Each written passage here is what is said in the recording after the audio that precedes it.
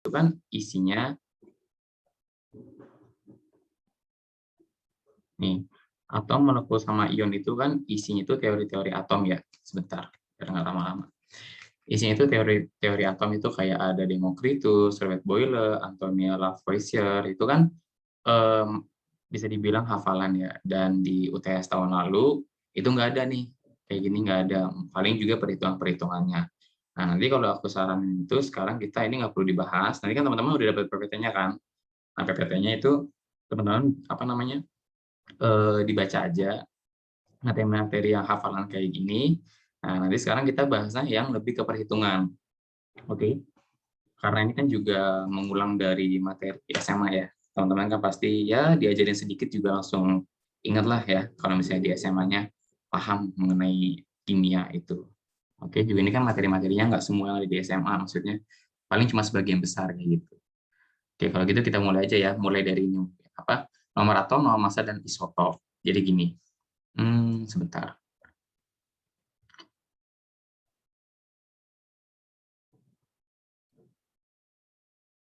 Oke, nah udah kelihatan ya. Jadi gini, yang pertama kita masuknya itu ke nanti kalau misalnya putus-putus ataupun suaranya kurang jelas atau kecepatan, bilang aja ya, nggak apa-apa. Jadi gini, nomor massa itu apa sih sebenarnya, dan nomor atom itu apa, dan atom, molekul, ion itu apa? Pasti teman-teman tahu lah apa bedanya atom, molekul, ion. Itu kita nggak perlu bahas ya. Jadi kalau teman-teman tahu di dalam suatu tali periodik itu biasanya ada kayak unsur, entah itu Cu, entah itu Na atau H hidrogen kan. Nah di situ biasanya ada tulisannya kayak gini di bagian atasnya, ada A, ada Z nih.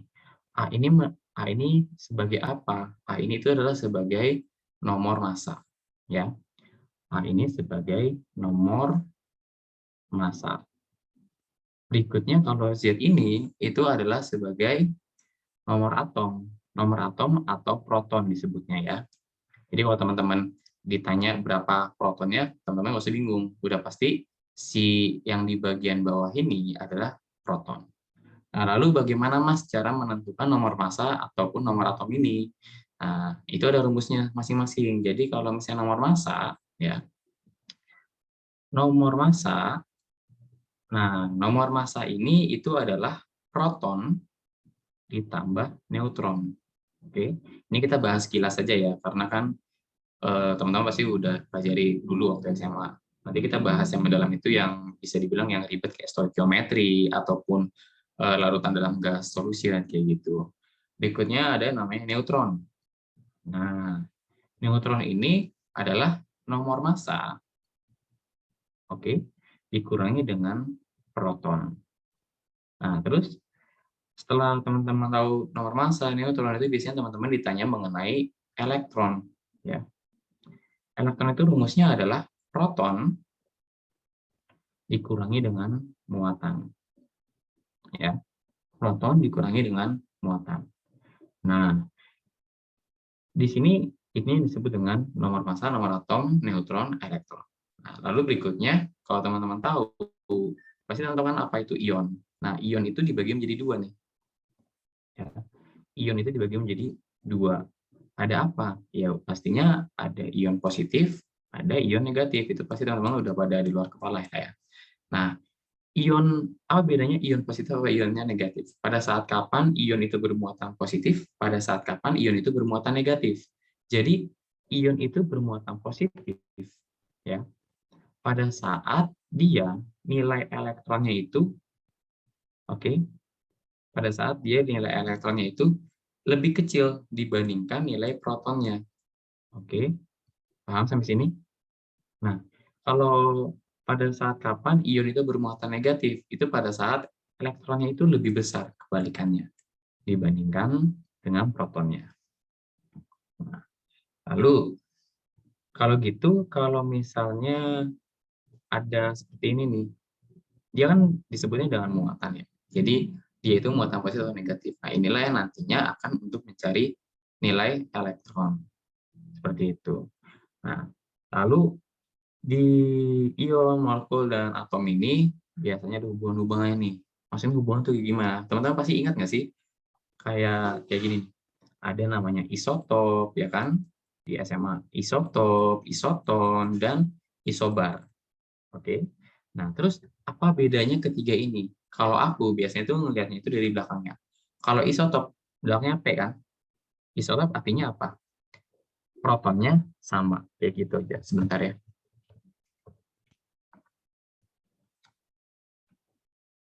Oke. Suaraku masuk ya? Gimana? Masuk, Mas. Oke, good, good. Jadi gini, sebentar ya.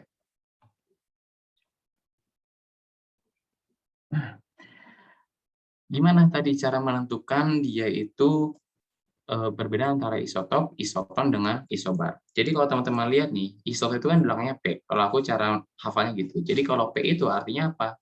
Artinya protonnya sama, ya. Protonnya itu sama. Kan proton depannya P. Maksudnya proton itu sama berarti gimana? Kayak gini nih. Ini kan A, X, Z. Misalnya ini A, X, Z, di sini J, Q, Z. Nah, ini kan sama nilai ininya. Berarti ini disebut dengan isotop kayak gitu. Yang berikutnya adalah isoton. Ya, teman-teman juga lihat nih. Isoton belakangnya apa?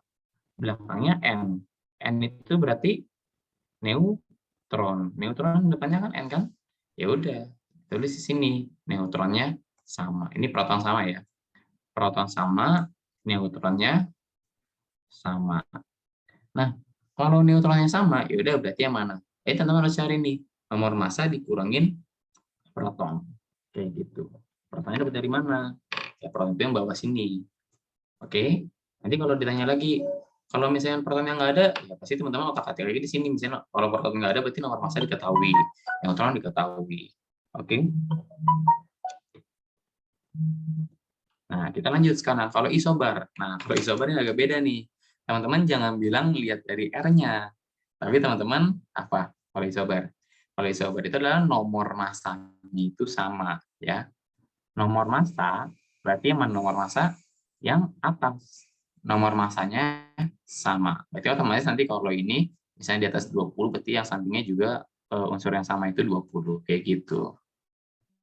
Paham ya sampai sini ya? Nah, sekarang kita lanjut nih. Setelah teman-teman tahu nih, isotop, isoton, isobar. Nah, sekarang kita coba latihan soal. Ini kita bahas aja ya, karena kan gampang. Misalnya diketahui nih, ya, nanti teman-teman aktif jawab ya kalau misalnya aku tanya. Misalnya diketahui P itu adalah dengan memiliki nomor massa 31 dan nomor atom atau proton 15. Nah, lalu ada tentukan dengan P itu bermuatan min 3 dan P itu bermuatan plus 6. Oke. Nah, kalau P bermuatan min 3 ini, ya, artinya kita lihat, berarti nomor massanya berapa teman-teman di sini? Nomor massanya adalah 3, 1. Nah, terus neutronnya berapa? Nomor massa dikurangi proton. Nomor massanya berapa tadi? 31. Protonnya 15. Otomatis nilainya adalah 16. Sekarang ke elektron. Ya. Elektron tadi itu apa? Proton dikurangin muatan. Protonnya berapa? Protonnya adalah 15. Dikurangi muatan. Muatannya berapa di sini? Di sini. Min 3 kan? Ya udah, dikurangin min 3. Jadi 15 tambah 3, 18. Begitupun yang nomor yang P plus 6. Berarti kalau yang ini, coba teman-teman langsung jawab aja ya. Nomor masanya berapa? Nggak usah takut-takut, santai aja kan belajar. Nomor masanya berapa? 31. 31, Mas. Good, 31. Neutronnya? 16. 16. 16. Berarti kalau elektronnya? 9. 9. 9. Good. Berarti dari mana 9-nya? 15 dikurang 6. Jadi gitu. Jadi kalau mau cara gampangnya, kamu lihat aja nih. Kalau di sini min 3, berarti jadi bertambah 3. Kalau di sini plus 6, jadi berkurang 6. Paham ya sampai sini ya? Nah, sekarang kita masuk ke apa? Ke subkulit. Di setiap atom itu ada namanya subkulit. Jadi kayak gini. Teman-teman pernah lihat kayak gini nggak sih di SMA ini, terus nanti luarnya itu ada lagi nih kulit K, kulit L, kulit M, ya kan? Aduh, pencet. Kulit K, kulit L, kulit M. Nah, ini beda banget. Aduh, ya pokoknya gini deh ya. Nah, gini. Nah, kulit K, kulit L, kulit M ini sebenarnya apa? Itu adalah disebutnya subkulit. Jadi masing-masing subkulit ini ya, dia memiliki nilai yang berbeda-beda ya. Di sini tuh ada K, di sini tuh ada L, di sini tuh ada M, dan seterusnya. Nah, kulit-kulit ini dia memiliki nilai yang berbeda-beda. Jadi K terus ya, K, L, M, misalnya di sini lagi ada N. Nah, ini mereka memiliki kalau bisa dibilang ya, itu adalah 2 pangkat N pangkat 2. Jadi, K itu kulit berapa? Kulit pertama kan? 2 pangkat 1 pangkat 2 berapa? 2. L itu kulit keberapa? Kulit kedua. 2 pangkat 2 pangkat 2. 4 kali 2, 8. Dan seterusnya. 2 pangkat 3 pangkat 2. Berapa? 18. Yang N juga sama. 2 pangkat 4 pangkat 2. 32. Dan seterusnya sampai ke bawah. Kayak gitu. Nah, terus ada yang namanya elektron valensi. Ya, itu teman-teman udah tahu lah ya. Misalnya 17 Cl. 17 Cl itu terdiri dari apa? 2, 8, 7.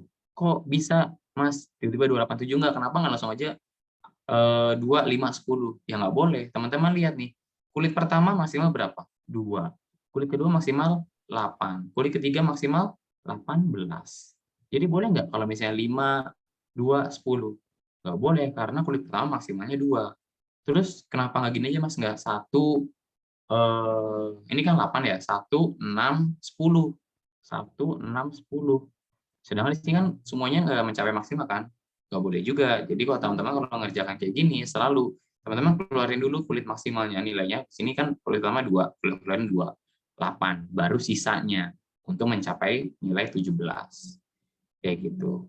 Nah, terus 7 ini artinya apa? Ini disebut dengan elektron valensi atau elektron terluar dengan kulit terluar ya, elektron valensi.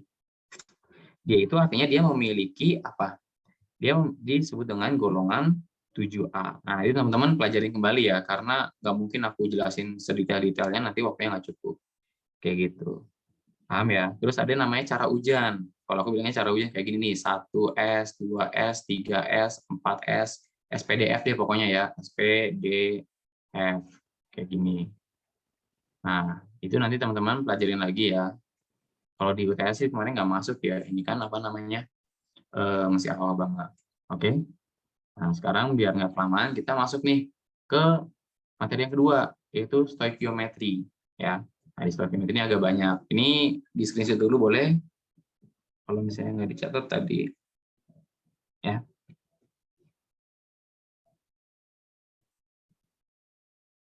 Oke, udah screenshot ya.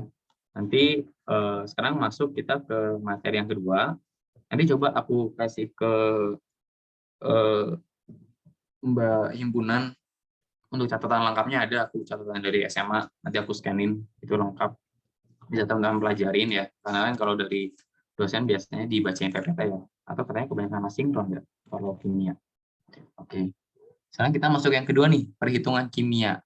Ya, nanti kita ambil soal ini dari PPT. Kalau aku ngajarnya, kalau di sini ya aku kurang suka baca-baca dari PPT. Maksudnya kita berpatokan dari ini, dari materi yang di PPT, tapi aku nggak suka kayak misalnya aku ngebacain PPT, karena kan aku tahu sendiri, teman-teman pasti nggak suka juga kan kalau misalnya perhitungan itu aku bacain, terus aku bilang kayak gini nih, misalnya mana stoikiometri, nah ini dia, ini menyatakan persamaan kimia. Nah ini nih, misalnya stoikiometri, ini kan kita di stoikiometri ini kan pasti perhitungan ya, nggak mungkin aku bacain mol itu sama dengan gram per ml, kan nggak mungkin kayak gitu kan, pasti nanti teman-teman agak sulit untuk membayangkannya. Oke, ini aku hapus ya. Nah, sekarang kita masuk ke stoikiometri. Jadi, stoikiometri itu apa sih sebenarnya? Nah, stoikiometri itu sendiri adalah suatu bisa dibilang hitungan, perhitungan kimia. Itu terdiri dari stoikion ya, dan metron. Stoikion itu adalah unsur dan metron itu adalah mengukur. Otomatis kalau mengukur itu, kita harus menghitung kan. Nah, di sini teman-teman nggak boleh malah hitung, jadi jangan berpikir bahwa kimia itu kayak biologi, hafalan. Enggak, kimia itu malah bisa dibilang gabungan antara biologi dengan kimia. Ada hafalannya, ada hitungannya. Kayak gitu. Nah, lalu di stoikiometri ini nanti kita akan mempelajari apa? Nah, di stoikiometri ini, aku tulis ya di sini. Di stoikiometri ini, stoikiometri. Nah, di stoikiometri ini yang pertama teman-teman akan mempelajari mengenai konsep mol. Oke. Yang pertama ini, aduh jelek aku satunya. Yang pertama ini, apa ya? Yang pertama ini kita akan mempelajari mengenai konsep mol. Nah, teman-teman masih udah tahu nih, mol itu apa? Kita flashback dulu ya. Jadi konsep mol itu isinya apa sih, Mas? Konsep mol itu artinya adalah bukan artinya ya. Isi dari konsep mol itu adalah perbandingan. Itu perbandingan ya. Perbandingan koefisien sama dengan perbandingan mol. Oke. Perbandingan koefisien per perbandingan mol. Nih. Nah, maksudnya gimana? Kok bisa perbandingan koefisien sama dengan perbandingan mol? Apa itu koefisien? Apa itu mol? Jadi gini. Sebagai contoh, ya. Sebagai contoh, oke. Nah, di sini itu ada misalnya reaksi C3H8. Sebentar ya, teman-teman.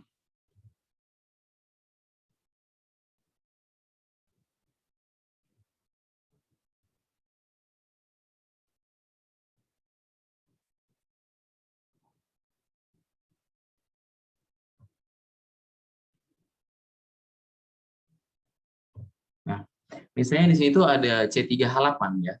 C3H8 ditambah 5 O2 itu menjadi 3CO2 ditambah 4H2O.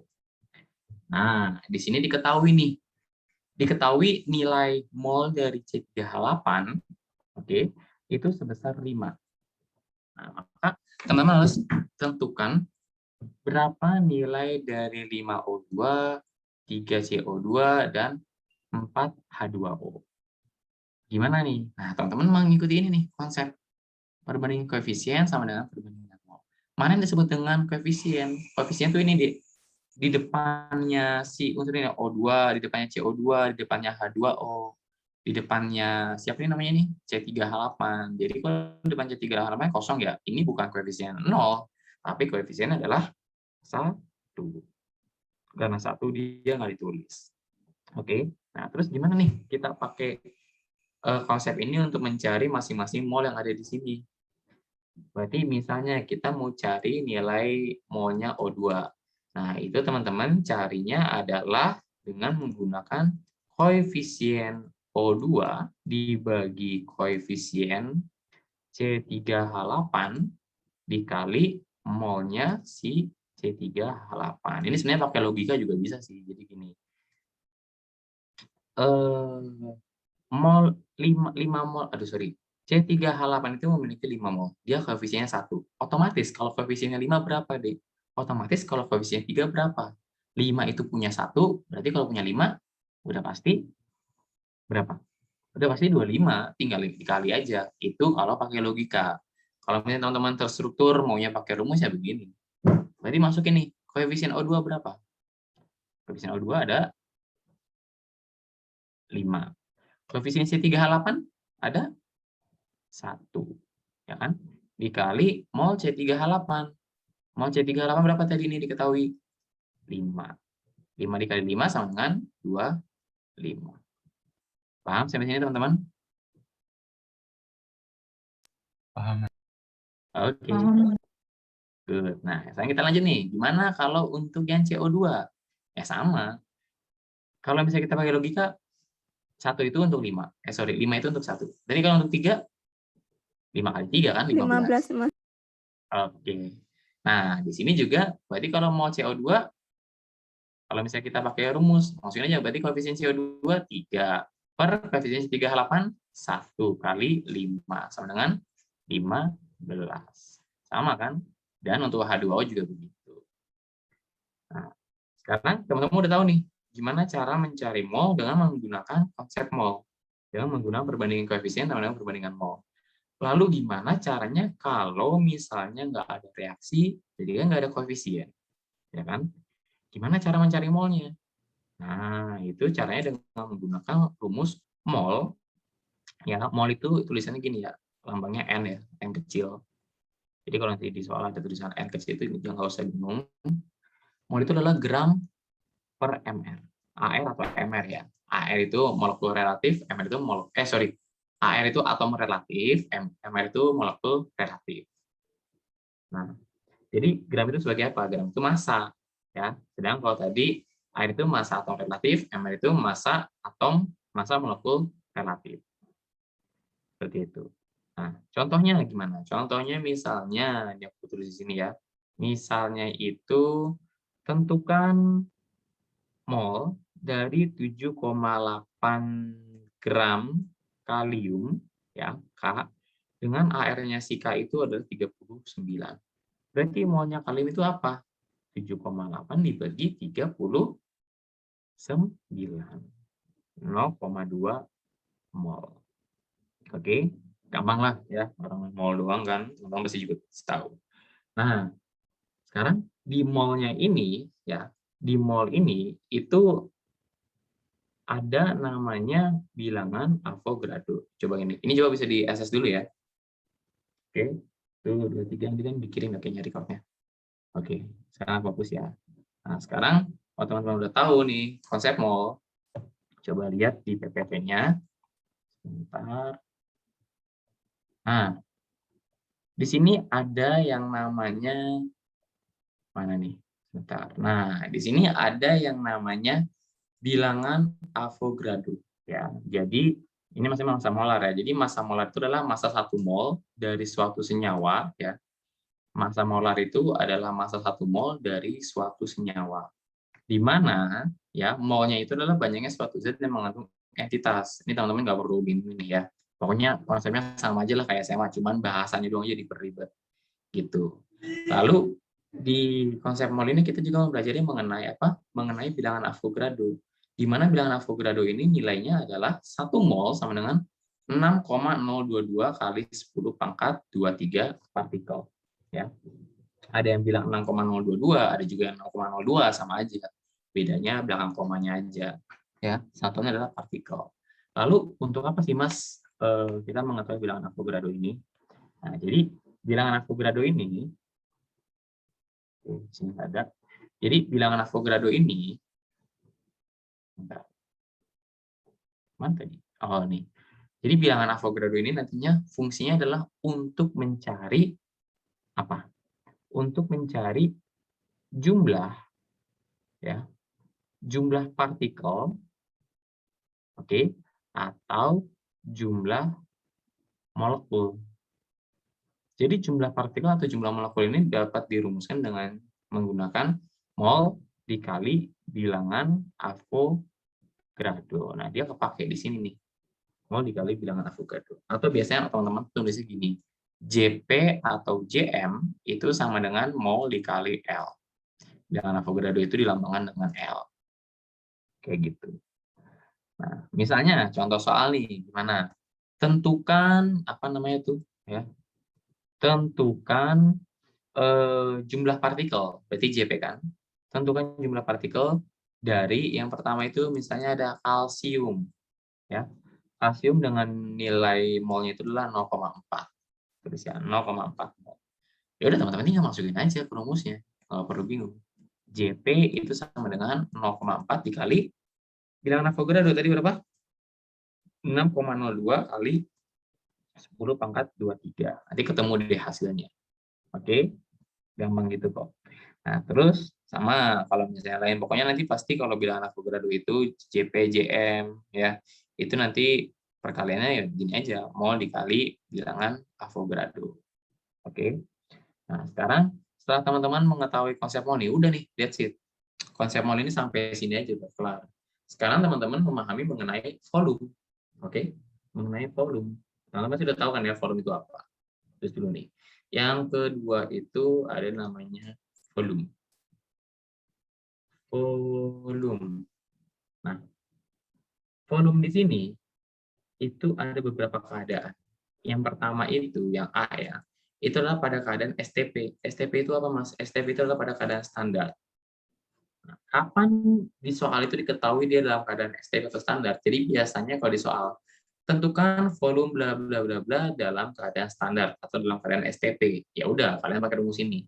Atau jika diketahui 0 derajat dan 1 ATM. ATM di sini apa? ATM di sini adalah atmosfer, bukan ATM tempat nyari duit ya. Itu beda lagi. Nah, ATM di sini adalah ATM atmosfer, yaitu tekanan P simbolnya. Kayak gitu. Nah, terus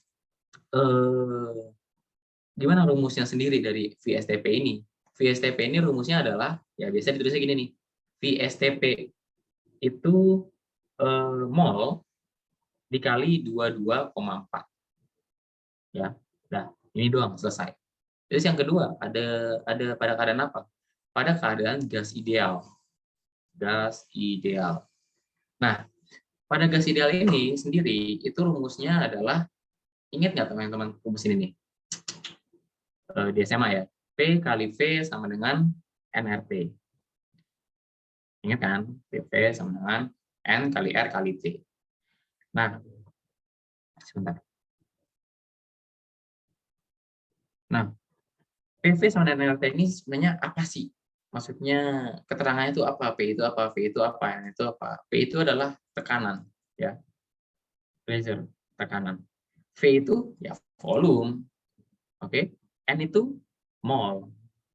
R itu tetapan apa? 0,082, ya. Satuannya itu adalah L ATM, atmosfer per mol derajat Kelvin. Sedangkan kalau T itu apa? T itu adalah suhu. Satuannya derajat Kelvin. Nah, teman-teman karena suka terkecoh di sini nih.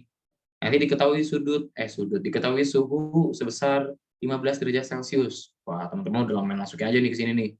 Nggak bisa. Harus ditambah dulu sebesar 273. Kalau misalnya dia Celcius ke Kelvin. Kenapa harus Kelvin? Karena lihat, R-nya sendiri aja itu adalah dalam satuan Kelvin. Jadi harus sama. Oke. Nah, lalu kalau misalnya ada di soal itu biasanya nilai sebesar gini. Sebesar 76 cm Hg atau 760 mm Hg. Ini tuh apa? Ini sebenarnya sama aja kayak ini deh. Jadi nilai ATM itu adalah sebesar ini. 1 ATM itu nilainya 76 cm Hg atau 760 mm Hg. Kayak gitu. Jadi nggak perlu dibingungin. Ya. Nah, udah nih.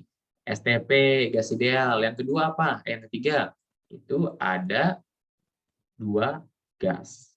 Dengan apa? Ada jadi diketahui 2 gas. Ya. Diketahui 2 gas dengan nilai T dan nilai P-nya itu sama. Oke? Nilai T dan nilai P-nya itu sama.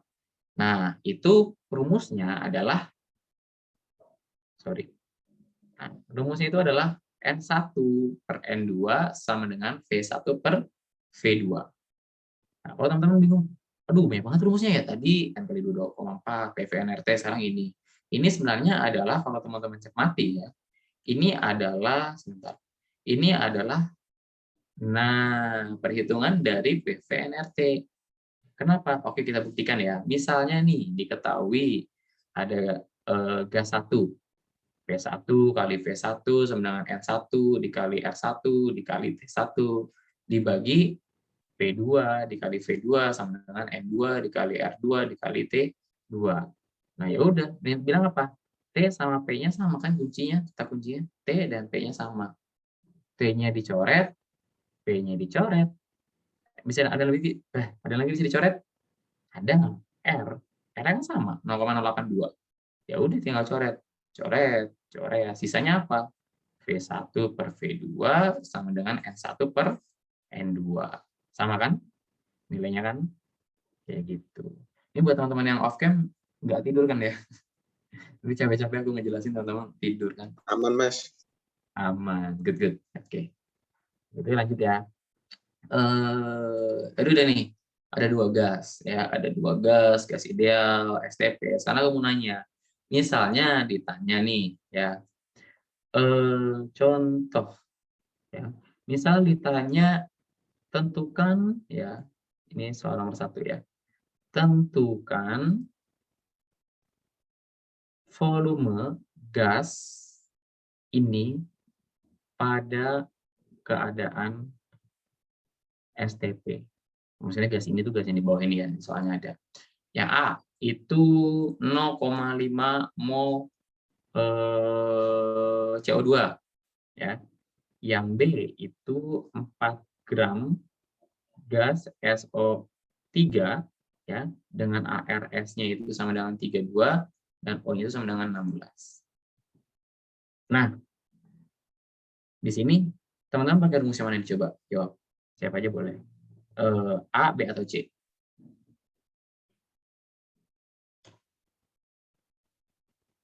Apa? Yang B, Mas. Yang mana? Yang B, gas ideal. Yang B, gas ideal. Diketahui nggak P-nya?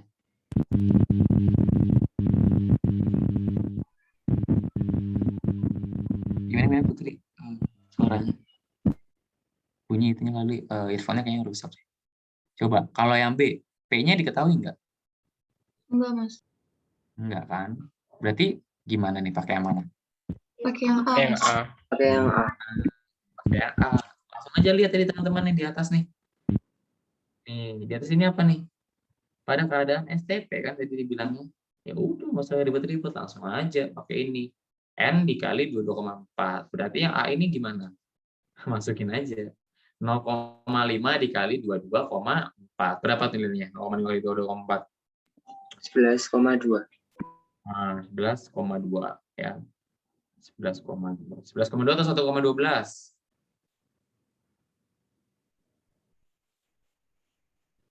Oke, segitulah ya. Pokoknya nanti coba dihitung. Nah, terus yang B juga sama. Gimana? Masukin aja langsung. Mol dikali 22,4. Tapi nggak ada, Mas, molnya. Ya udah, ingat nggak rumus mol tadi apa? Gram per mr, kan? Gramnya berapa? 4. MR-nya SO3. Berapa tuh SO3? 32 ditambah 16 kali 3. Berapa tuh? 4 dibagi 80. Berapa? 0,05. Ya udah dapat molnya 0,05. Berarti sama dengan 0,05 dikali 22,4. Sama dengan 1,32 liter. Paham ya sampai sini ya? Masih easy kok, easy peasy. Masih gampang. Nah, sekarang kita lanjut nih. Ya. Kita lanjut kalau misalnya nih teman-teman aku tanya. Ada, waduh, hapus semua lagi. Gimana ya? Oh, oke. Nah, misalnya nih. Ini langsung aku hapus aja ya.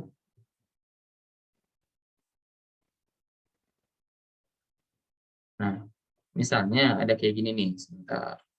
Oke, di sini kita langsung masuk ke ini. Misalnya ada apa ini namanya? Berapa mol ya? Berapa mol 0,5 berapa volume? Berapa volume diketahui 0,5 mol ya gas NO jika diukur pada suhu 27 derajat Celcius dengan tekanan 3 atm. Pakai rumus yang mana? A, B, atau C? B. B. Yang B.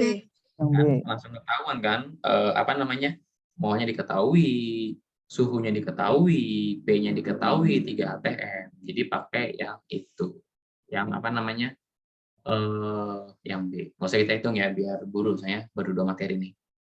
Nah, jadi teman-teman udah paham nih, volume untuk ini, untuk itu. Nah, juga sekarang ada namanya gini nih, diketahui ada STP, ada gas ideal, ada 2 gas. Berikutnya ada yang namanya, sebentar, hapus dulu ya.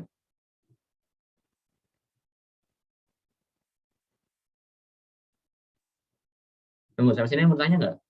Aku main lanjut aja lagi. Saya mau tanya? Apa Masih lanjut? aman, Mas. Belum. Oke. Ya udah, sekarang kita lanjut nih.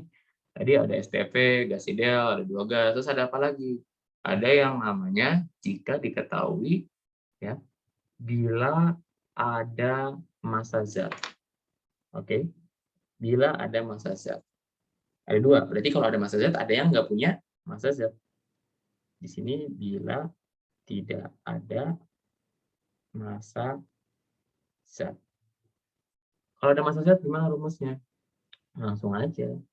Persen unsur X ya itu sama dengan gram X per gram total dikali 100%. Itu kalau ada massa zat. Kalau misalnya tidak ada massa zat berarti persen unsur X itu sama dengan mol dikali ARX ya. Mol lagi. Apa namanya? Jumlah atom ya. Ini bukan mol ya. N di sini jumlah ada di jangan terkecoh. Jumlah atom X karena dia ARX. Kayak gitu. Nah, terus kita tadi udah tahu nih, udah mempelajari mengenai konsep mol, volume. Ada apa lagi? Ada yang namanya apa? Menghitung rumus empiris. Menghitung rumus empiris, menghitung rumus molekul. Oke, ini apa hapus dulu. Nggak usah deh. Ya, coba di sini dulu yuk. Sini dulu nih yang volume. Oke, fokus ya. Nah, berikutnya yang kedua nih, yang ketiga. Itu ada namanya kita menghitung ya rumus empiris atau yang disebut dengan RE dan rumus molekul sebentar. Biar bagus nih.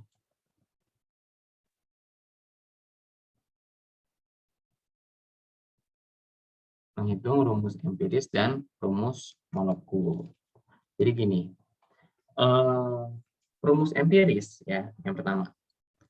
Apa bedanya rumus empiris dengan rumus molekul? Jadi rumus empiris itu RE ya dan RN.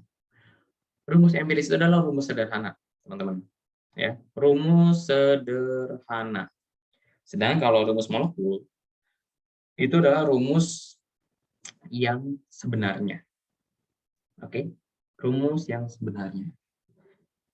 Maksudnya gimana? Nah, jadi gini. Oke, sorry, aku main ngomong aja. Jadi gini, rumus empiris itu cara mencarinya. Kalau kalian mau cari rumus molekul, otomatis kalian harus mencari dulu rumus empiris. Jadi rumus empiris itu rumusnya adalah gram X per ARX. Ya, gram per AR. Sama ya, kayak mol ya, gram per AR. Tapi ini pakai perbandingan. Gram X per ARX, gram Y per ARY. Contoh soal ya, langsung aja kita bahas. Misalnya diketahui nih sebuah karbon ya. Sebuah karbon itu mengandung mengandung 40% karbon ya. Terus oksigen sebanyak 53,33% dan hidrogen itu sisanya. Berarti sisanya berapa? 40, 53,3 artinya sisanya adalah 6,7%. Ditanya adalah RM-nya berapa? Rumus molekulnya berapa? Ya udah, teman-teman pakai nih. Tadi kan ini perbandingan ya. Perbandingan. Jadi teman-teman tulis saja perbandingannya. Ada apa? Ada C banding H banding O. Si C berapa nilainya? Si C karbon itu 40. Si H 53,33. Si O 6 sorry. Si H itu 6,7 ya. Si O berapa? 53,33. Kan dibilangnya gram per AR ya. AR-nya si C berapa sih teman-teman? Coba tetapan ya. 12. AR-nya si H 1. Kalau O 6. Ya udah, teman-teman nggak hitung aja nih. 40 bagi 12 berapa? 40 bagi 12 itu 3, bla bla bla kan. Ya udah, kalian buletin 3 aja. 6,7 bagi 1 6,7. 53,33 bagi 16 3, kan? Buletin jadi 3. Nah, teman-teman nanya, Mas, kok boleh sih Mas dibuletin, kenapa nggak langsung aja tulis 3,3333? Kalau kalian begitu, nanti kalian akan sulit untuk membaginya. Terus emang dibolehin dibuletin kayak gitu? Boleh, karena ingat ini perbandingan. Perbandingan itu bukan nilai sebenarnya. Jadi kalau misalnya kayak gini, biar gampang, ingat kita kecilin. Kita bagi dengan nilai yang paling kecil. Berarti kan 6,7 dengan 3 paling kecil 3 kan? Ya udah kalian bagi dengan 3. 3 bagi 3 1. 6,7 bagi 3 2, ingat, ini masih perbandingan. Jadi 2 aja. 3 bagi 3 1. Berarti rumus empirisnya berapa? RE-nya itu sama dengan CH2O. C-nya 1, H-nya 2, O-nya 1. Ini baru rumus empiris, teman-teman. Yang ditanya apa? Yang ditanya rumus molekul. Gimana cara mencari rumus molekul? Teman-teman gini aja. CH2O ya kali N sama dengan tadi MR-nya berapa diketahui? Oh, belum aku tulis ya. Di sini diketahui MR-nya itu adalah 180. Sama dengan 180. C tadi berapa? 12 ya kan? AR-nya H 1 kali 2, 2O 16. N sama dengan 180. Berarti N sama dengan 180 dibagi 30 kan? Coret-coret. N-nya sama dengan 6. Maka dari itu N-nya 6 nih. Ya udah, teman-teman cari rumus molekulnya itu dengan menggunakan apa? CH2ON sama dengan Rm. Berarti masukin ini kan CH2O dikali 6 sama dengan Rm. Berarti C6H12O6 sama dengan rumus molekulnya. Ini dia jawabannya. Paham sampai sini? Oke. Oke. Udah, sekarang kita lanjut ya. Kita lanjut yang terakhir. Di stoikiometri ini ada yang namanya molaritas. Ingat ya, molaritas dengan mol itu beda. Kalau mol itu tulisannya N, kalau molaritas itu tulisannya M besar ya. Nah, rumus dari molaritas itu sendiri dibagi menjadi 3 deh. Ya, dibagi menjadi 3. Ada apa aja? Ada M sama dengan mol dibagi V, ada juga gram per mr dikali 1000 per mili, ada juga L dikali persen dikali 10 dibagi mr. Oke, ini nggak perlu kita bahas ya contohnya ya, biar langsung lanjut ke ini. Nanti teman-teman cari aja di Google, banyak kok. Di Google, di buku-buku, ya kan? Nah, ini hapus ya. Sekarang kita lanjut. Apa? Ini aku gini jadi split screen aja deh. Ya enak, jadi nggak bolak-balik. Nah, ini udah nih, kita udah mempelajari. Nah, ini nih juga tadi nih. Kita dari ini ya. Oke, ini massa molekul sama ini persentase komposisi yang tadi tuh yang persen unsur nanti aku ajarin. Nih, misalnya nih. Di sini diketahui nih, kayak tadi nih. Suatu berapa persentase ya? Berapa persentase bobot masing-masing dari CHO dengan senyawa C2H6O. Tadi kita udah dapat tuh C2H6O. Ya udah, teman-teman tulis dulu nih. Teman-teman selalu cari. Ingat ya, kalau di soal cerita, mau itu fisika, mau itu kimia, matematika, selalu teman-teman apa namanya? Teman-teman cari. Teman-teman tulis diketahuinya. Jadi kalau teman-teman udah tulis nih diketahuinya apa, nanti teman-teman pasti tahu ini pakainya rumus yang mana. Gitu ya. Jadi diketahui itu sangat penting apalagi di perkuliahan ya. Karena biasanya yang aku tahu dosen itu lebih menghargai proses dibandingkan hasil. Oke, jadi tulis proses selengkap mungkin, hasilnya nanti kalau prosesnya benar hasilnya salah, hasilnya benar prosesnya salah dicurigai. Nyontek gitu. Oke. Nah, sekarang lanjut nih ke topik ya. Udah ketemu MR-nya kan? Sebentar. Oke, tadi internetku. 2 dikali 12, 6 dikali 1, pokoknya 16, dapat 46. Tadi rumusnya apa? Rumus dari persen unsur itu?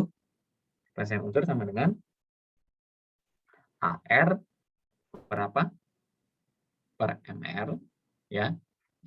kali persen berarti 100%. Kayak gitu. Makanya ini kan 2 kali 12 dibagi 46 AR per MR dikali 100%, 52,18. Ini pun sama, 13,04, dan di sini pun juga 34,78%. Gampang lah ya. Sekarang kita lanjut. Sekarang kita lanjut ke yang berikutnya nih ada, ini tadi udah ya kan, contoh perhitungan. Rumus empiris rumus senyawa nih, tadi yang aku bilang, lihat kan, 4,12, 5,15, dibuletin aja langsung, 4,521. Jadi gampang ngitungnya. Ini baru yang ini rumus empiris ya, bukan rumus molekul. Di sini nggak ada rumus molekulnya. Ini aku ngambil dari PPT dosen BTW. Nah, ini menyatakan persamaan bisa lah ya. Kayak misalnya nih, jadi K-nya di samping harus 2, di kanan harus 2, kayak gitu. CL-nya di samping itu 2, berarti di sebelah kanannya juga harus 2. O-nya 6, berarti sebelah kanan juga 6. Kalau saya kita bahas ya. Apalagi, nah ini juga sama nih. Ini masih masih stoikiometri juga. Ya, ini udah ada pembahasannya kok, teman-teman tinggal baca. Ya, lihatnya udah jam 9.30 menit lagi saya. Baru 2 materi. Nah, ini hukum kekalahan massa. Ya, ada Lavoisier, ada Proust, ada Dalton. Ya, Dalton kayak gitu. Nah, sekarang kita masuk ke materi 3 nih, ada atom, molekul, dan ion. Tunggu. Kayaknya belum aku rubah namanya deh. Ya nggak sih? Iya, belum aku rubah. Jadi kalau yang ketiga itu nih ada di PPT-nya nih. Sebentar. Nah, jadi yang ketiga itu teman-teman, reaksi dalam larutan encer. Ya. Jadi dalam reaksi dalam larutan encer ini, kalian tahu nggak larutan encer itu apa sih? Aqueous solution. Ya. Jadi kita mempelajari mengenai elektrolit, mengenai persamaan ionik, reaksi asam basa, perlakuan larutan. Oh ya, sebelumnya itu tadi yang di stoikiometri ada yang mau ditanya nggak? Sebelum kita masuk ke materi berikutnya. Yang mau tanya? Oke, nggak ada. Oke, nanti kalau mau nanya, gimana ya kalau mau nanya ya? Bisa aja langsung hubungin aku kali ya. Oke. Nah, berikutnya ini untuk larutan. Jadi sebenarnya apa sih itu larutan? Jadi larutan itu adalah ada 2 ya. Ada larutan. Larutan itu terdiri dari apa? Dari pelarut dan zat terlarut. Aduh, teman-teman pasti udah luar kepala ini ya. Larutan itu adalah campuran homogen antara 2 zat ataupun lebih. Jadi kalau dalam reaksi itu biasanya ada apa plus apa menjadi apa. Jadi disebut dengan larutan. Ada yang bagian sebagai pelarut, ada yang menjadi pelarut. Kayak gitu. Nah, lanjut. Ini masih ini nih. Nah, kan aku tadi bilang tuh. Larutan itu dari zat pelarut ditambah pelarut menjadi larutan. Kalau di sini tuh gambarnya kayak zat larutnya adalah gula. Pelarutnya adalah air. Larutannya jadinya apa nih? Sirup ya. Gula jadi air tambah sirup. Ya pokoknya itulah ya. Misalnya gula tambah air sama kasih teh celup, jadinya teh, ataupun misalnya apa sih itu teh sisri ya gitulah kan, teh sisri bubuk, kasih air pelarutnya jadilah teh sisri. Nyebut merek dong aku ya. Udah nggak apa. Nah di sini berikutnya, nah ini tadi nih ya kan bilang zat pelarutnya air, zat larutnya zat padat ataupun zat cair ya. Nah di mana zat larut ini itu ada 2 ya. Zat larut ini ada 2. Ada elektrolit dan ada non elektrolit. Nah, teman-teman pasti dari namanya pasti sudah tahu nih, pasti ada hubungan dengan listrik kan. Benar, emang masih ada hubungan dengan listrik. Jadi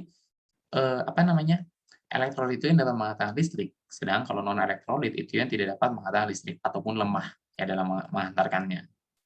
Nah ini rumusnya nih, ya rumus-rumusnya. Ini teman-teman baca sendiri ya rumus-rumusnya. Nah terus ini untuk, nah ini tadi nih konsentrasi ya.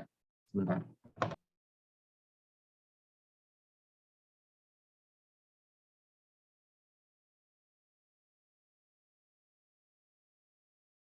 Nah jadi konsentrasi itu ada 3 ya.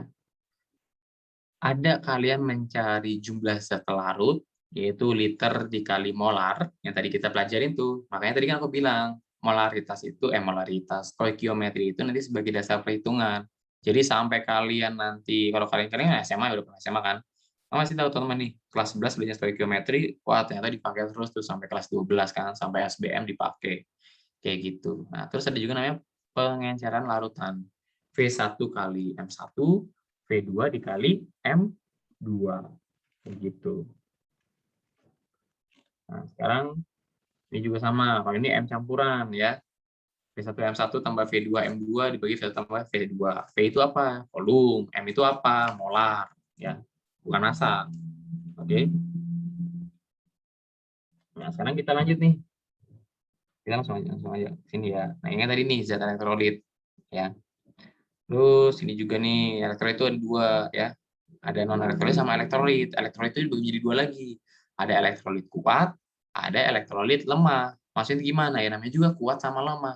Yang satu kalau misalnya kita sambungkan ke lampu untuk menentukan, untuk melihatnya, kalau teman-teman pasti udah pernah kan coba kan apa namanya praktikum di SMA ya. Itu waktu itu pakai apa ya?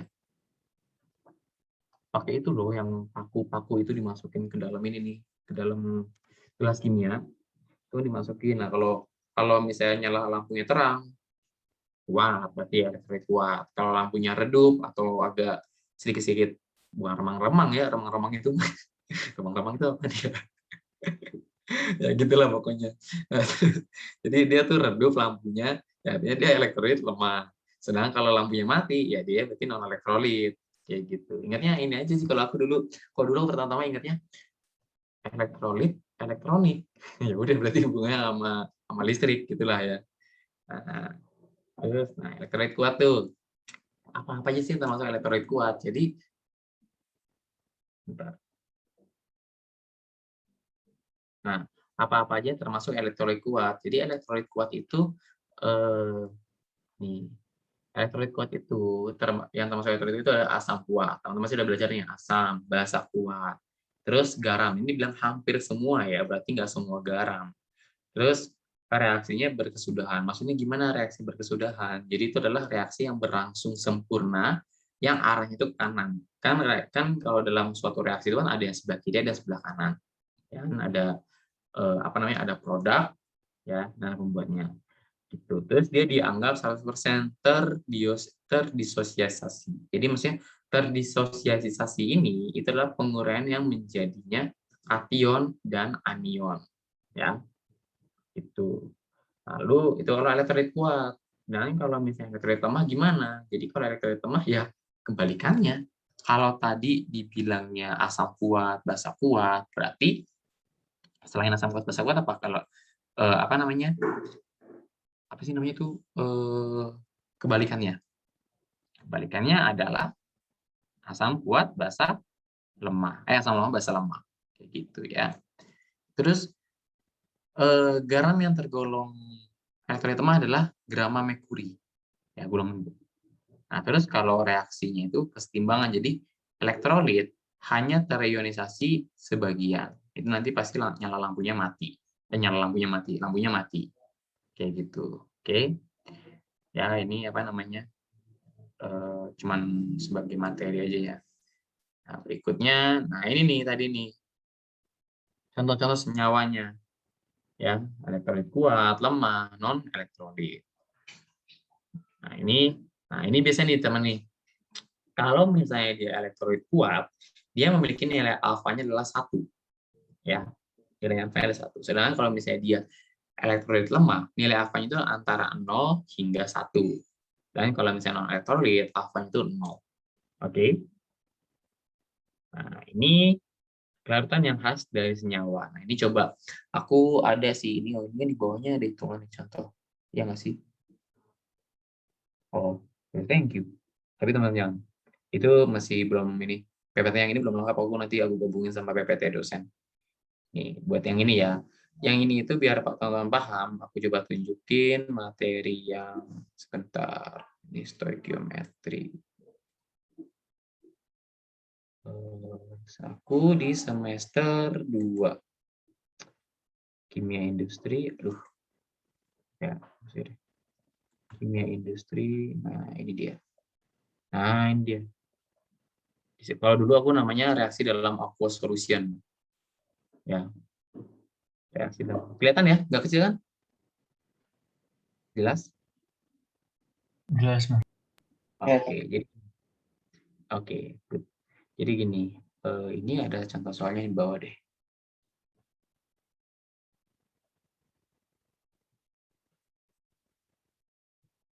Nah, ini contoh soalnya. Oh, nggak dimasukin. Ada di contoh di soal kalian. Kalian pernah dapat latihan ini nggak? Kayaknya pernah deh. Harusnya pernah. Aku lihat saya di PPT dosen kalian ada yang begini. Pernah nggak dapat soal ini? Bagi 2/4, CaCO3, NO3, PO4. Nah, ini pun gimana cara menentukan di sini kan nih? Tentukan senyawa ionik, ya. Tentukan senyawa ionik ya yang dapat larut dan mana yang tidak dapat larut. Kan kelarutan nih. Jadi gini, ada Ag2SO4, ada CaCO3, ada Na3PO4. Teman-teman, kalau misalnya kayak gini, ingat selalu ya, itu harus membuat reaksinya.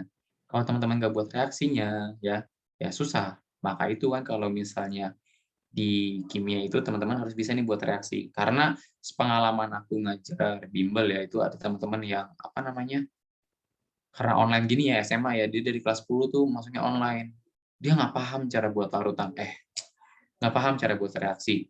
Akhirnya karena udah kelas 11 nih dia, udah mau naik kelas 12, UTS dia nggak tahu gimana, Mas, ini kok saya nggak tahu cara buat reaksi, gimana tiba-tiba dari Ag2SO4 jadinya segini. Nah, itu teman-teman harus pelajari ya. Nggak mungkin aku bahas sekarang karena aku anggapnya teman-teman udah bisa lah ya. Kalau aku bahas nanti waktunya nggak cukup. Nah, kalau di sini kita lihat nih, Ag2SO4, 2Ag plus tambah SO4. Kenapa kok bisa sedikit larut? Karena kita lihat Ag2SO4 itu terdiri dari 2Ag plus tambah SO4 2-. Nah, teman-teman lihat di sini ya. Lihat di sini nih. Oke. Sebagian besar sulfat SO4 2- dapat larut. Sebagian besar. Berarti ada yang nggak larut kan? Makanya dia disebut dengan sedikit larut. Karena di Ag2SO4 ini terdapat SO4 2-, di mana SO4 2- ini itu hanya sebagian besar, nggak semuanya larut. Paham sampai sini? Oke, paham ya, aku anggap ya. Nah, terus yang kedua, CaCO3.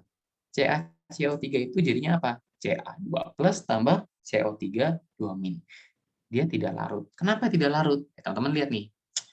CO3 2- nih, semua karbonat CO3 2- tidak dapat larut. Tidak dapat larut. Ya udah langsung aja dia tidak larut artinya. Karena ada CO3 2-. Oke. Berikutnya yang nomor 3, NC.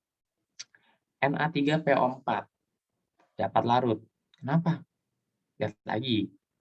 PO4 3-. Loh, Mas, jadi di sini kan NO4 3- tidak dapat larut. Kok bisa dapat larut sedangkan tadi tidak larut?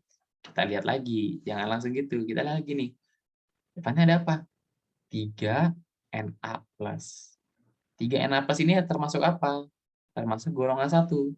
Golongan 1 itu termasuk ke dalam logam alkali. Bacakan, kecuali senyawa dari ion logam alkali. Jadinya dia dapat larut. Oke, paham sampai sini? Ya. Paham, Mas. Oke, good. Kita lanjut. Ini aku ngambil dari. Nah, ini juga ada nih, kalian di PPT dosen juga ada nih soal-soal kayak gini. Bronsted Lowry, ya kan? Identifikasi berikut sebagai asam bronsted, basa bronsted ataupun keduanya. Ada HBr, NO2-, HCO3-. Ini waktu itu latihan aku ya. Jadi gini, HBr itu terdiri dari apa sih? HBr itu kan jadinya plus H2O menjadi H3O plus Br-. Ya. HBr itu terdiri dari H plus dan Br-. Br itu merupakan halogen, ya kan? Golongan 7A. Ya. Dia dapat terionisasi dalam air, maka itu disebut HBr itu asam bronsted. Ya, jadi golongan 7A itu dapat terionisasi dalam air. Jadi kalau teman-teman tahu, HBr itu kan menghasilkan H plus kan? Ya kan? Ya udah pasti nanti ada H-nya, udah pasti dia asam bronsted. Sedangkan kalau NO2- itu kan dari adanya OH-. Dia itu menerima proton dari air, ya, karena ion nitritnya dikit. Jadi dia menerima proton dari air nih, maka dia disebut dengan basa bronsted. Oke. Kalau HCO3 itu keduanya. Karena yang pertama dia dapat ionisasi di dalam larutan asam broset, yang kedua dia dapat menerima proton basa bronstate. Paham sampai sini? Ya, itu cuman pemahaman ini sih. Bukan cuman ya, dari tadi aku enak banget ngomongnya cuman. Cuma karena aku udah ngelewatin gitu. Ya teman-teman juga sudah ngelewatin dong, ini kan pelajaran SMA gitu ya. Nah, ini persamaan ionik ya, teman-teman tahu persamaan ionik kan. Jadi kayak buat apa namanya? Buat persamaan kayak persamaan reaksi itulah ya. Nah, sekarang kita masuk ke materi berikutnya apa? Masuk ke sebentar. Ini mana ya? Oh, ini dia. Materi kuliah TI. Satu kimia. Nah, ini udah nih. Sekarang kita masuk ke gas ya. Dikit lagi kok. Gas sama hubungan lagi kalau gas juga. Nah, jadi gini. Kalau untuk gas ini, kalian teman-teman langsung aja kita masuk ke ininya ya. Ke contoh soalnya berhubung dengan ini masih ini ya. Nah, ingat nggak tadi P kali V, P kali V itu apa? Jadi kalau bisa diketahui ini berapa tekanan ya, berapa tekanan dari 0,5 mol O2. Tadi kita mulainya ini ya, mohon maaf Mbak, izin bertanya Mbak. Mbak Nada. Iya, kenapa, Dek? Ya Mbak, tadi kan mulainya pukul 8.15 ya Mbak. Nanti Iya, kalau nggak apa-apa. misalnya Mundur mundur aja 15 15 menit. menit. Iya, nggak apa-apa. Oke, makasih Mbak. Jadi gini teman-teman, kan masih ada waktu 30 menit berarti ya. Berapa tekanan dari 0,5 mol O2 dengan volume 10 liter ya pada temperatur dengan 0,5 mol NH3, dia mempunyai volume 5 liter dan tekanan 2 atmosfer. Hasilnya gimana? Jadi gini. Sebentar. Jadi gini. Ini kamu. Terus ininya. Nah, ini. Nah, gini ya, oke. Jadi gini teman-teman. Kalau teman-teman lihat nih di apa namanya? Di atasnya. Nih, yang P1, V1, P2, V1 ya. Itu ini sebentar. Jadi mana nih begini? Kayaknya aku pengen. Nah, ini nih ya. Di mana kenapa tadi bisa menggunakan P1, V1, kenapa bisa menggunakan P2, V2? Teman-teman lihat di ininya nih.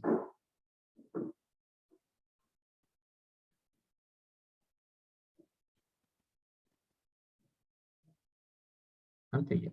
Hilang soalnya. Nah, ini nih. Kalian lihat nih. Dia pertama, dia diketahui nih ada O2 dan ada NH3 ya. Terus masing-masing kalian tulis, perhatikan, otomatis kalian harus tulis gini nih. Diketahui ya kan? Diketahui tekanan ya. Tekanan dari berarti dia ada 0,5 mol O2 ya kan? Terus dengan volumenya itu adalah 10 liter dan temperaturnya itu kalau nggak tahu, jika pada tempat tersebut 0,5 mol NH3, berarti NH3-nya itu ada 0,5 NH3 dan volumenya itu adalah 5 liter. Nah, di mana tekanannya 2 atmosfer nih. Berarti P-nya itu adalah 2 atm. Ya kan? Ini tanya apa sih? Ini tanya P2 yang ditanya. Ini P1, sorry. Ya. Ini P1. Yang ditanya adalah P2. Ini ditanya. Jadi teman-teman yang rapi aja gini ya. Ini karena pakai pen jadi agak susah. Ya udah, tinggal tulis aja deh. Ada V, ada P, yang ditanya P. Ya udah tinggal masukin aja. P1 kali V1 sama dengan P2 kali V2. Terserah kalian mau yang mau V1-nya mau O2 ataupun H3 yang satu. Tinggal masukin. P1-nya berapa? Tadi 2. V1-nya 5, ya kan? Terus sama dengan P2-nya berapa? Yang ditanya. V2-nya 10. Ya udah, berarti 10 sama dengan 10x ya. Atau berarti x-nya sebenarnya 10 bagi 10 1. Paham sampai sini ya? Jangan lupa ditulis atmosfer 10 atm atm atau atmosfer. Itu. Sekarang kita lanjut nih ke berikutnya. Itu ini juga sama nih. P kali V, P kali V. Jadi sampel gas klorin dengan volume 946, tekanan, wah kalau misalnya udah ketahuan nih, ada volume, ada tekanan, ditanya berapa tekanan, langsung aja pakai rumus ini nih, P1, V1, P2, V2. Nanti ketemu P2-nya. Ya. Gampang kok kalau kimia tuh. Kalian lihat aja apa yang diketahui. Ini kan diketahui berarti gini kan? Diketahui misalnya ini gas klorin ini 1 ya. Terus misalnya berapa tekanan dalam gas jika volume dikurangi? Oke, berarti dia bukan 2 ini. Berarti dia diketahui ada V1, ya kan? Ini V1, terus ada P1, terus ada V2. Yang tanya berarti mana? P2. Gitu aja. Ada volume 2. Ada P1. Tinggal kalian masukin aja rumus ini. Paham kan? Nah, juga ini hukum Gray udah. Nah, sekarang kita masuk ke yang berikutnya nih. Pertemuan yang pertama itu intro ya. Kalau dulu aku langsung masuk ke ini. Oh sama ditulisnya benar-benar pantesan. Kok sama aja isinya. Jadi kita masuk yang ke gas 2 nih. Nah, ini yang tadi nih kita lihat, ya kan? Persamaan gas ideal. Jadi stoikiometri yang tadi kita pelajari itu benar-benar mencakup semuanya. Ya nggak semuanya juga sih, tapi maksudnya yang akan kita pelajari hari ini, perhitungannya ya, khususnya gas ideal yang tadi aku bilang, PV, nRT. P-nya konstanta, P-nya tekanan, pressure kan. V-nya itu volume, N-nya mol, R-nya tetapan, T-nya suhu dalam Kelvin. Nah, tapi ingat teman-teman, tekanan itu kalau di SMA itu biasanya cuma 1 ya, 0,082. Sedang kalau misalnya di apa yang namanya nih? Di perkuliahan itu biasanya banyak nih. Kalian harus lihat dulu gasnya itu ideal, hidrogen, helium, neon atau nitrogen. Tapi biasanya sih cuma ini sih, cuma ideal doang. Nggak pernah aku nemu yang kayak gini. Nggak tahu sih kalau teknik kimia. Itu. Nah ini pakai PVNRT. Jadi gini. Tanya nih, oh ini udah dibilang pada keadaan STP. Berarti pakai yang mana teman-teman? Kok jadi bingung kan? Kok pada keadaan STP pakai rumusnya PVNRT? Gimana? Jadi gini teman-teman. Tadi kita tes dulu nih diketahuinya. Sebentar, ini aneh deh. Kayaknya ini soal sama ininya nggak nyambung nggak sih? 49,8, apa di atasnya ada soalnya lagi? Apa di bawahnya? Nggak nyambung, ini aja ARHCl. P-nya tiba-tiba diketahui 1 ATM, atau ini sebenarnya soal di atas nggak sih? Ini soal di atas, ini jawabannya. Iya kayaknya, berarti ini diketahui, berarti ini bukan dalam STP, ini diganti. Ini itu diketahui T-nya 0, ya kan? Diketahui T-nya 0, terus diketahui P-nya 1 ATM. Oh, enggak, benar. Tahu nggak kenapa? Ingat nggak, tadi 1 ATM, kalau STP itu apa, Dik? Diketahui jika dia 0 derajat dan 1 ATM. Oke, langsung aja masukin di sini. Ya. Berarti kan dia diketahui apa? Diketahui masanya itu, gramnya itu adalah 49,8 gram. Terus diketahui kalau air udah tetapan ya, udah pasti. Terus dibilang karena STP nih, dalam keadaan STP. STP itu berarti T-nya itu udah pasti 0 derajat Celcius, P-nya itu 1 ATM. Ingat kan tadi di awal aku bilang, kalau keadaan STP itu bisa disoal dibilang keadaan standar. Kalau misalnya ada keadaan STP, berarti dia suhunya 0 derajat, tekanannya 1 ATM. Ingat kan ya tadi di awal? Kalau lihat screenshot pasti ditulis kok. Kayak gitu. Nah, terus kalau udah kayak gini, berarti pakai rumus apa? Pakai tadi itu.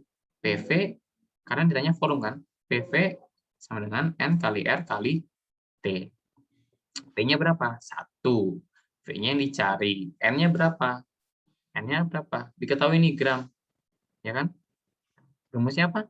Kalau N itu gram per mR. Dapatlah dia 1,7 mol. R-nya berapa? 0,082. Ya. dikali T. T-nya berapa? 273. Ini kalau dibilang 27,15 ya udah kita ikutin 27,15. Dapatlah nanti V-nya, berarti kan ini 1,7 dikali 0,082 dikali 273,15 dibagi 1. Dapatlah dia 30,6 liter. Paham ya? Lanjut. Izin Nah, ini namanya nanya, kalau Mas. ada. Oh iya, boleh. Sebentar, aku hapus.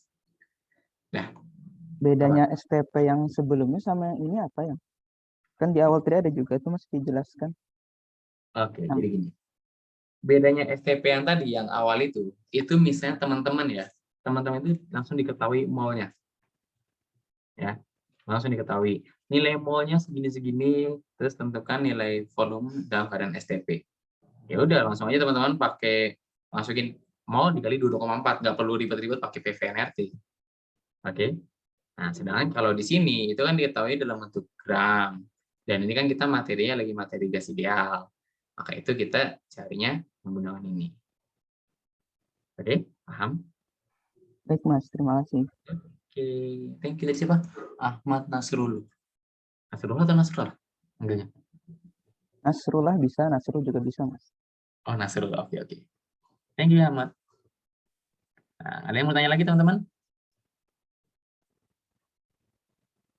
Oke, kalau nggak ada kita lanjut ya. Nah, ini juga sama nih. Argon is an inert gas used in light bulbs to retard the vaporization of the filament. Persentan light bulb. Jadi teman-teman diketahui nih, containing argonnya itu sebesar 1,2 atm dengan derajat suhunya itu adalah 18, derajat ya into 85,7. Oke. Di mana pada saat volumenya itu konstan. What is the final pressure? Berarti berapa nilai final itu kan akhir ya. Berarti P akhirnya. Ya udah pakai yang tadi aja. Ya kan final pressure kan berarti P akhirnya P2-nya yang ditanya. Langsung aja masukin pakai rumus apa? Rumus tadi PVNRT. Jadi bilang apa? R konstan. Berarti N, V dan R-nya itu konstan. Maksudnya gimana sih konstan? Konstan itu gimana maksudnya? Jadi nanti bisa dicoret nanti. R-nya udah pasti bisa dicoret ya. Karena kan dia perbandingan. R-nya dicoret. Terus V-nya dicoret. Kenapa dicoret? Karena dibilang konstan. N-nya dicoret. Kenapa? Karena dia konstan. Konstan itu artinya tidak ada perubahan.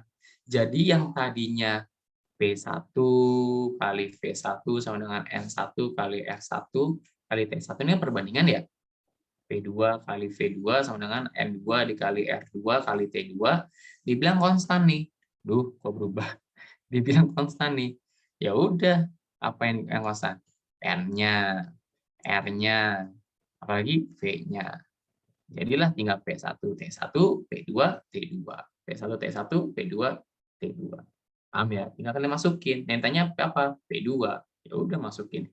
P2 sama dengan T1 kali T1 bagi T2. Kebalik, sorry. T2 bagi T1. Gitu. Ya, tinggal kalian otak-atik aja dari sini nih. Dari P1 per P2 sama dengan T1 per T2. Jadi kan P1 per X sama dengan T1 per T2. Oke? Oke, kita lanjut ya. Nanti lo mau tanya, langsung aja tanya. Nah, ada videonya juga kan ya? Ini juga sama nih. Perubahan. Enak kok. Masih, apa namanya, masih gas kayak gini. Masih PVNRT. Jadi dari awal sampai akhir kita belajar PVNRT. Nah, ini materi sih, apa namanya, hafalan. Diffusion itu apa? Ya kan? Penyimpanan gas ideal. Kayak gitu. Nah, ini gas kayaknya aku pernah kerjain deh. Sebentar ya, coba aku lihat.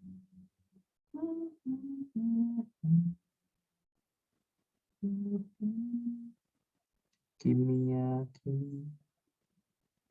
Pertemuan berapa ini? Pertemuan 5, pertemuan 6, pertemuan 7. Ini UTS soalnya. Oh, bukan reaksi dalam waktu solusi. Oh, enggak begitu aku enggak dikasih latihan ini. Oke, jadi sebenarnya sama aja nih. Persamaan gas ideal berarti pakai rumus yang tadi tuh. PVNRT, Van der Waals yang mana? Pakai rumus yang ini. Kalian kalau misalnya apa namanya? Nih kalau misalnya kalian lihat di apa namanya? Ujian soal-soal dosen, kalian lihat ini. liatin di atasnya. Itu pasti lengkap. Kalian ikutin aja caranya. Kalau kalian punya cara sendiri ya nggak apa-apa, tapi kalian harus bisa jelasin nanti kalau dosen nanya kan. Ini gimana cara ngilanginnya? Oh, oh iya. Gitu. Oke.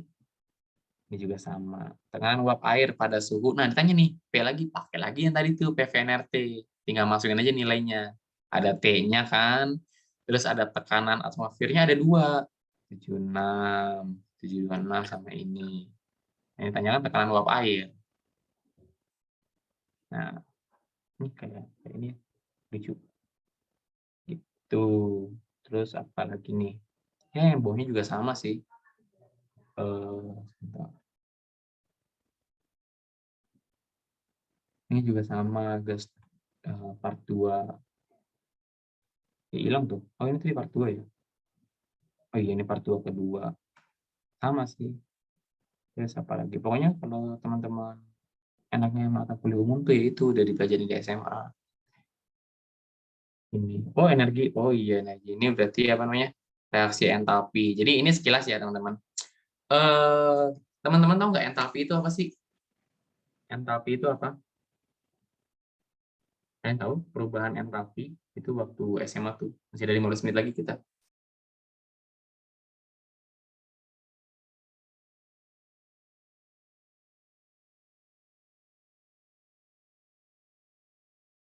Jadi gini, perubahan entalpi itu ya, ini sebenarnya masuknya ke dalam termokimia.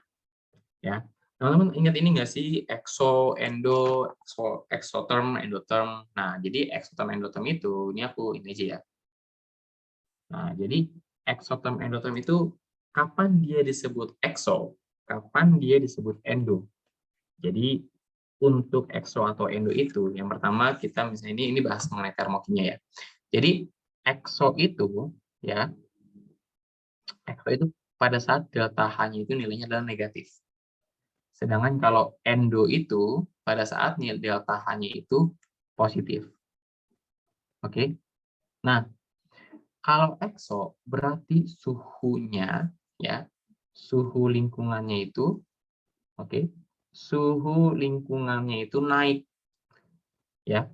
Dia melepas kalor. Maksudnya gimana, Mas? Oke, kita lihat dulu ya yang endonya.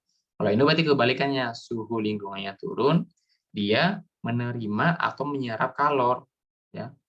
Maksudnya gimana? Nah, maksudnya gini, teman-teman pasti di SMA udah pernah nih diajarin sama guru kimia. Kalau kalian nyimpen apa namanya nih? Nyimpen es di atas tangan, ya kan? Esnya mencair, gitu kan? Esnya mencair, habis itu nanti kalau esnya udah mencair, otomatis siapa yang menerima kalor? Siapa yang menerima, siapa yang melepas kalor? Siapa itu? esnya atau tangan kita? Tangan kita melepas kalor kan? Sehingga si esnya itu mencair, suhu lingkungannya mencair. Berarti itu disebut dengan peristiwa exotherm. Delta H-nya negatif. Kayak gitu. Atau apa namanya? Contoh lagi kalau misalnya endotherm itu fotosintesis. Endo itu kan tadi apa? Endo itu ini delta H-nya positif. Dia fotosintesis, dia menerima kalor. Menerima kalor dari siapa? Dari itu, dari matahari. Gitu kan. Terus ada lagi penguapan. Penguapan itu kan juga endotherm. Terus peleburan gas. Nah, peleburan gas itu kayak ini. Apa sih? Apa ya peleburan gas ya? Pernah aku lihat lupa. Sedangkan kalau misalnya exotherm itu kayak misalnya pembakaran, respirasi, ya kan? Teman-teman tahu kan respirasi itu apa? Kayak gitu, exotherm, endotherm. Nah, terus ada namanya di termokimia itu kita mengetahui yang disebut dengan ini mana nih? Yang disebut dengan perubahan entalpi. Jadi perubahan entalpi atau yang kita tulis itu kan sebentar ya. Perubahan entalpi. Jadi perubahan entalpi itu disebut disinggung dengan delta H. Delta itu perubahan, H itu entalpi, ya. Gimana maksudnya? Jadi gini. Perubahan entalpi itu ada beberapa jenisnya, ya. Ya, aku tulis ini, jenis. Yang pertama itu adalah delta H0F, yaitu pembentukan, ya. Delta H0 itu pembentukan. Jadi itu adalah pembentukan 1 mol, ya. Pembentukan 1 mol, oke, zat dari unsur-unsurnya. Pembentukan 1 mol, ya. Itu kayak misalnya itu H2, N2, I2, dan lain-lain. Sedangkan yang kedua itu ada namanya delta H0C. Delta H0C itu apa? Itu adalah pembakaran. Jadi teman-teman lihatin ya, pembakaran itu berarti harus membutuhkan apa? Pembakaran itu harus membutuhkan oksigen. Dia menghasilkan apa? Dia menghasilkan karbon dioksida, ya. Kayak gitu, karbon dioksida sama uap air. Nah, terus yang ketiga ada yang namanya, ini gara-gara waktunya nggak cukup nih. Aku jelasin garis besarnya aja ya. Ada yang namanya delta H0D, ya. Delta H0D itu adalah penguraian. Oke. Dan yang terakhir ada namanya atomisasi atau yang disebut dengan delta H0AT, atomisasi. Nah, gimana cara menentukan perhitungan-perhitungan ini semua? Jadi perhitungan-perhitungan ini semua ada yang ingat nggak sih penentuan perubahan entapi? Aku tulis di sini ya. Nanti teman-teman cari lagi nih, karena waktu tinggal 10 menit lagi. Penentuan perubahan entapi. Ada yang ingat ini enggak? Ini. Yang pertama itu ada asas Black. Ada yang ingat? Asas Black.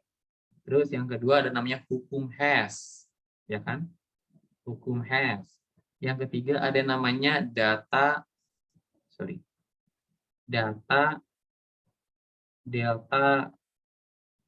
H0F, ya kan? Terus yang keempat itu ada namanya data energi ikat.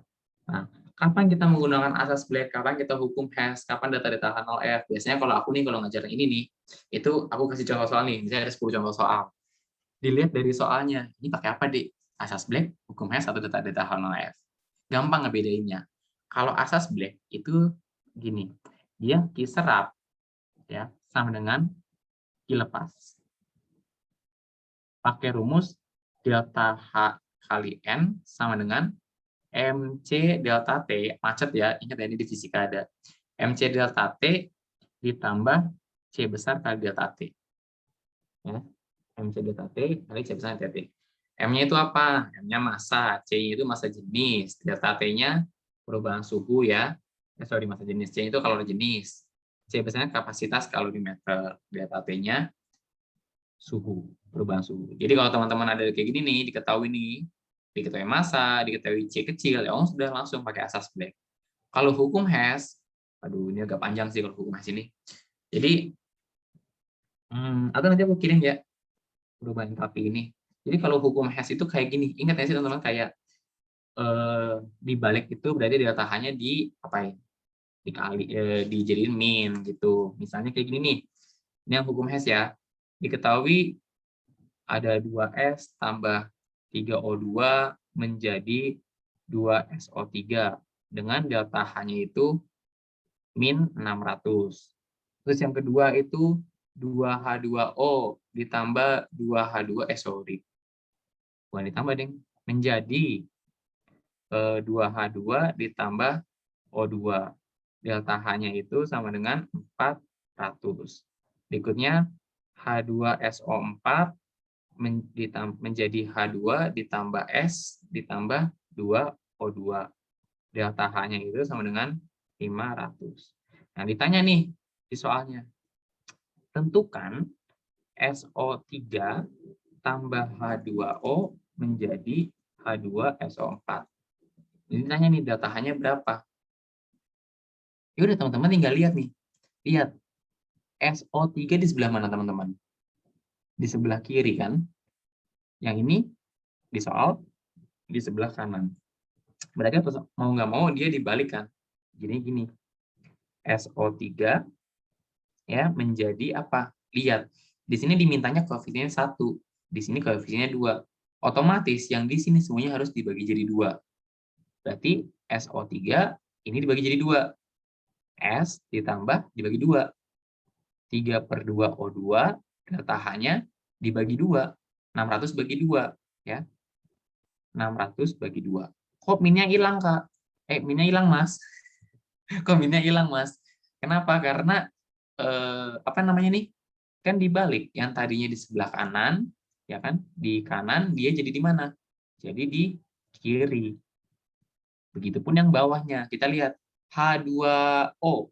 H2O di mana? Sama, di kiri. Ini di kiri, ini di kiri. Yang di sini mintanya 1, di sini 2. Ya udah dibagi 2 semua ini. Berarti jadinya apa? H2O menjadi H2 ditambah apa? Dibagi 2. Setengah O2. Delta H-nya dibagi 2. 400. Kenapa nggak jadi min? Karena dia sama-sama di kiri. Di soalnya di kiri, yang diketahuinya di kiri. Ya, yang ditanya di kiri juga. Berikutnya H2SO4 nih. H2SO4 di mana? Di sini di kanan. Di soal di mana? Di soal di kiri. Ya udah, dibalik berarti jadi min 500. Berarti jadinya H2 ya kan? H2 menjadi H2 ditambah S ditambah SO2 menjadi H2SO4. Delta H-nya berapa, teman-teman? Delta H-nya ingat dibalik, min 500. Ya udah, ini tinggal kalian eliminasi nih.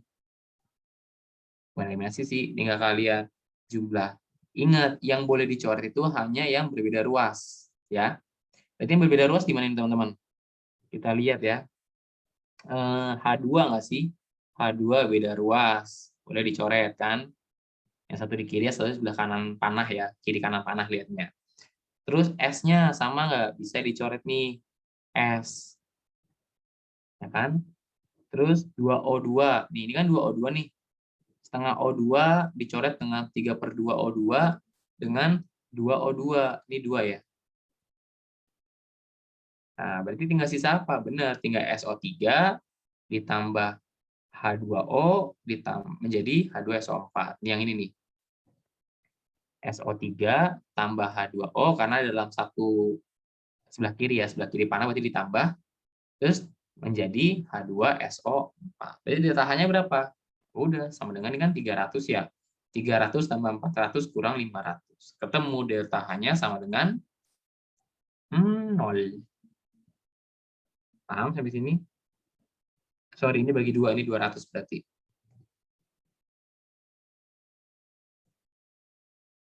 Paham saya ini, teman-teman? Ada yang mau ditanya? Oke, kalau nggak ada kita lanjut yang ini nih. Data H0F. Kalau data H0F itu gimana? Nah, jadi gini. Kalau misalnya teman-teman diketahuinya apa namanya energi ikat ya, ataupun energi ikat ya. Kalau misalnya di kata-katanya disebut tentukan delta H0F. Teman-teman langsung aja pakai ini. Kanan kurang kiri. Sebelah kanan reaksi dikurangnya sebelah kiri reaksi. Jumlahnya ya. SO3. Berarti kan S ditambah O kali 3 gitu. Kalau bisa teman-teman diketahui nih, tentukan diketahui data energi ikat. Langsung aja kiri kurang kanan. Misalnya nih, contohnya ya, ini aku hapus ya yang ini. Satu lagi. Ini aku hapus, biar teman-teman UTS-nya bisa.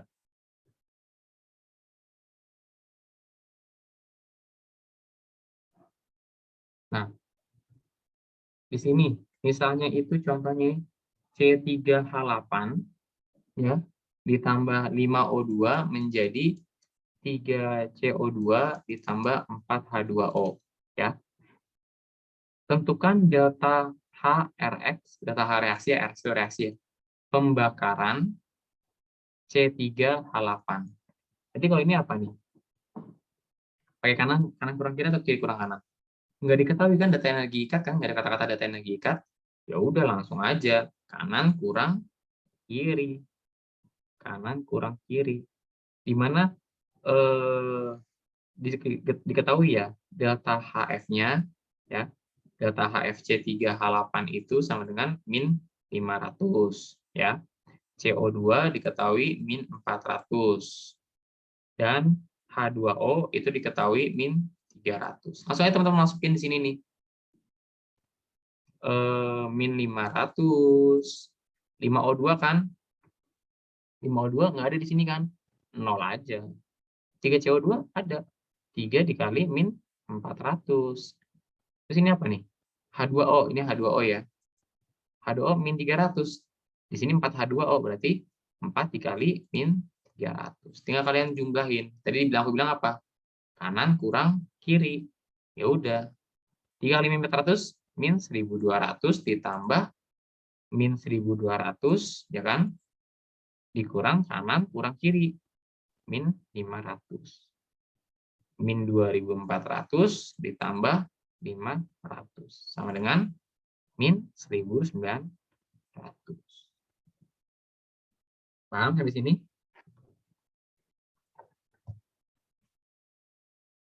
Oke, yang mau ditanya teman-teman?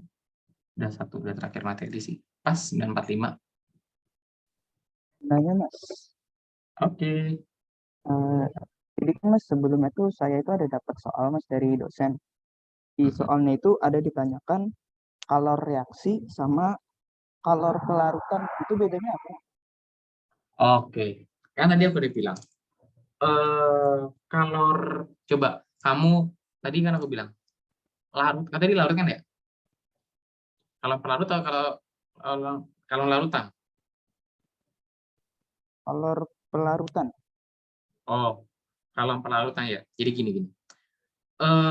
Kalau pelarutan itu, tadi kan aku udah bilang bahwa larutan itu terdiri dari apa? Zat terlarut sama zat pelarut. Nah, itu. Zat pelarut dengan zat pelarut. Sedangkan kalau reaksi itu terdiri dari apa? Ayo, kanan kiri disebutnya apa? Produk sama Produk sama reaktan. produk sama reaktan. Nah, itulah yang disebut bedanya. Bedanya kalau reaksi, berarti itu kalau untuk yang kayak reaksi kayak gini nih. Tadi ada yang ini nih, ya. Ini sebutnya delta, ini kan kalori. Kalau ini disebut dengan kalori reaksi min 600, 400. Karena perubahan entalpi itu kan sebenarnya delta H itu kan kayak gini nih. Delta H itu ya, yang tadi yang di awal kalau nggak salah. Delta H itu ya, itu kan sebenarnya sama aja kayak Q itu kan sama aja kayak N1 kali delta H1 kan. Nah, jadi bahwa N1 itu bisa kan ditulis bahwa Q per delta H1.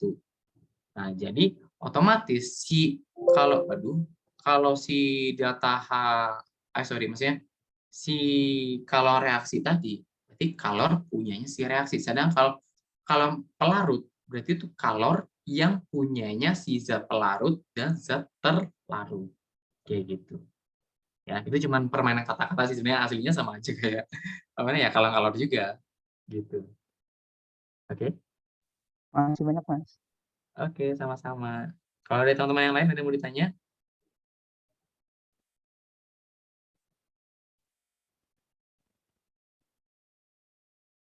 Oke, karena nggak ada yang tanya ini, bateraiku habis, udah mau habis. Casannya jauh lagi. Udah berapa persen nih? Terus 10%, 12 menit lagi. Oke, kalau kayak gitu, buat teman-teman, makasih ya udah mau ikut belajar di sini, diskusi bareng. Karena udah nggak ada pertanyaan, ada baiknya aku tutup ya. Aku tutup dengan doa. Oh iya, sama teman-teman tolong buat ini ya, isi kritik sama saran tuh. Oke, biar nanti bisa jadi masukan buat aku, buat teman-teman yang lain juga yang menjadi pengajar di diskusi kelas pada hari ini sama hari kemarin. Oke? Oke, karena itu tadi dibuka dengan doa, ada baiknya aku tutup dengan doa, berdoa dengan ajaran kita masing-masing, berdoa dimulai.